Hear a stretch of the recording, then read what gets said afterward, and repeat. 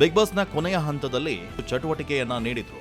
Season ಉದ್ದಕ್ಕೂ ಯಾವುದೇ ಸ್ಪರ್ಧಿಗಳಿಗೆ ನೀವೇನಾದ್ರೂ ನೋವುಂಟು ಮಾಡಿದ್ರೆ ಅದಕ್ಕೆ ಕ್ಷಮೆ ಕೇಳಬೇಕು ಅಂತ ಹೇಳಿದ್ರು. ಆಗ ಕಾವ್ಯ, ನಾನು ಗಿಲ್ಲಿಗೆ ನೋವನ್ನ ಮಾಡಿದ್ದೇನೆ, ಹೀಗಾಗಿ ಕ್ಷಮೆ ಕೇಳ್ತೀನಿ ಅಂದಿದ್ದಾರೆ.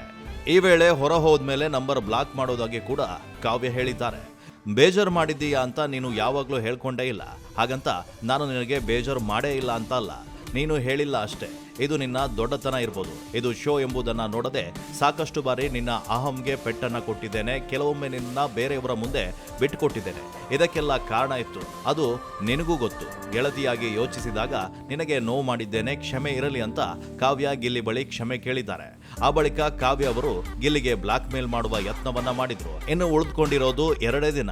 ಇನ್ನಾದ್ರೂ ರೇಗಿಸುವುದನ್ನ ನಿಲ್ಲಿಸು, ಇಲ್ಲದಿದ್ರೆ ಹೊರಗೆ ಹೋಗ್ತಿದ್ದಂತೆ ನಿನ್ನ ಬ್ಲಾಕ್ ಮಾಡೋದಂತೂ ಪಕ್ಕ ಅಂತ ಕಾವ್ಯ ಹೇಳಿದ್ರು. ಆಗ ಗಿಲ್ಲಿ, ನಾನು ಕಾಯ್ತಾ ಇದ್ದೀನಿ, ಧೈರ್ಯ ಇದ್ರೆ ಮಾಡು ಅಂತ ಸವಾಲ್ ಹಾಕಿದ್ರು. ಸದ್ಯ ಈ ವಿಚಾರ ಚರ್ಚೆಗೆ ಕಾರಣ ಆಗಿದೆ.